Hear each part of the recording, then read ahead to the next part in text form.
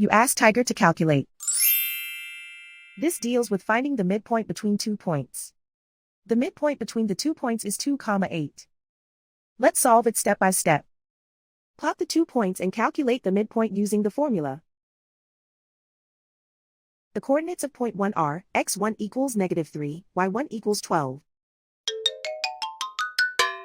The coordinates of point 2 are x2 equals 7, y2 equals 4.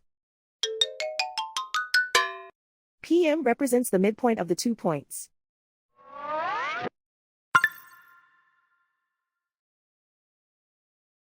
Use the x values in the midpoint formula to find the midpoints x. x1 equals -3. x2 equals 7.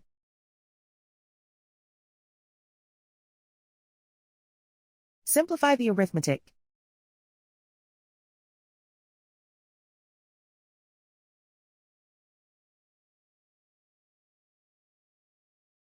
Use the y values in the midpoint formula to find the midpoints y. y1 equals 12.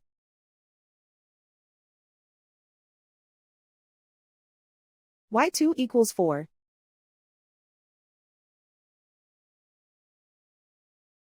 Simplify the arithmetic.